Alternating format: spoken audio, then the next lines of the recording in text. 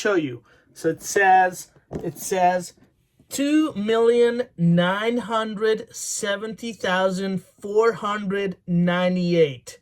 That's about the lines of health data records I have in like a continuous database.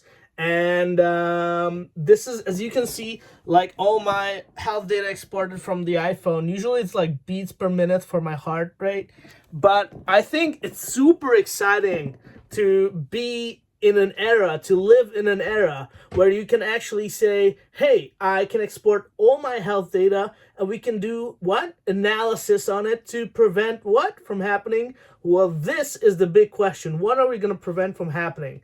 And I'm gonna wanna show you, but let me introduce myself first. My name is Patrick Pelagi, and I'm the founder and the creator of Pro-Diabetics.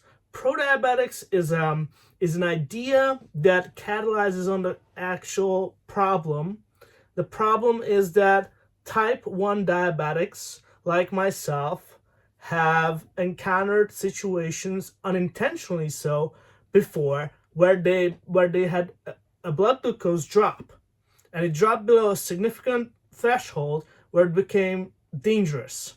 Okay, so these blood glucose drops happen very often, actually, like 2 or 3 times with people that I've asked. The majority of the people that filled out a survey, I did a survey with people. I know it's controversial. You should never do a survey. You should do a survey. Some people are this, some people are that. But I did a survey, well, because I want to know if it only happens with me this often. And it happens often with many people. So it's a recurring problem, and it's a pain in the butt when you have a drop in blood glucose, because you start getting a headache and you start losing focus with your eyes, because it's an interesting phenomenon. I'll tell you all about it. So what I'm here for is to actually tell you guys all about it and potentially become friends with you. I know, this is how it works now. The internet connects people, and I want to become friends with you guys. A big of a friend, or big of a fan, enough of a fan so that we become friends forever, and then think about the idea of forming a what? An initiative together, because I believe you and I could help people together. How so? So let me tell you.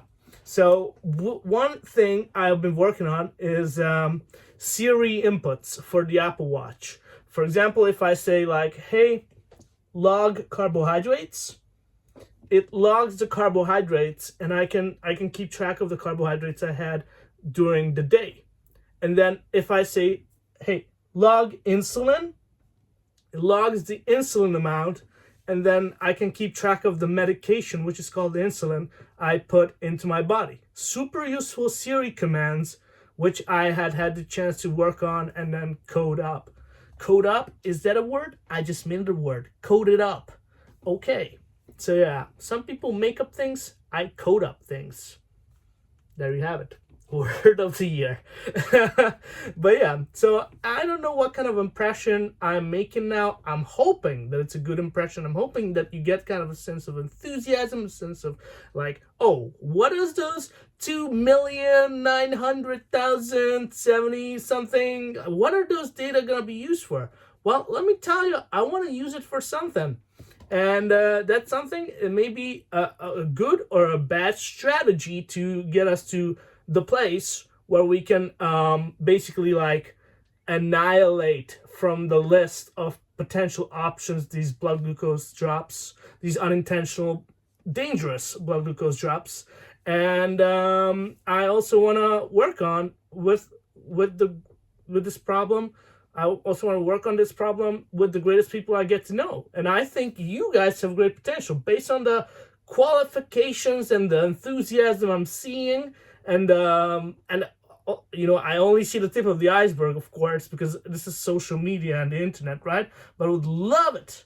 I would love it if we would get to know each other a little bit better, potentially during this Christmas break or beyond. I don't know when you're available. Tell me when, and I'll be there. And yeah, I mean, when I say I'll be there, I mean it's like it's a call, right? So you don't have to travel or anything like that. It's the internet that connects us, and but it connects us well, and I think it's amazing. that we live in a world where people are like, hey, I got something to tell you. What is that thing? We may be on to forming a company. What is that company about? It's about helping people with type 1 diabetes. What? That's crazy, right? Yeah, I know it's like, well, a lot of people, like approximately 10 million people around the planet. 10 million? Yes, 10 million people. Half of those, like, well, about 2 million of those people have a continuous glucose monitor, which is a monitor that they can put on their abdomen or on their upper arm, and or wherever they choose to, and that continuously monitors their blood glucose. So, and then this number is expected to rise over the years. So, unfortunately or fortunately, there's a market growth for this.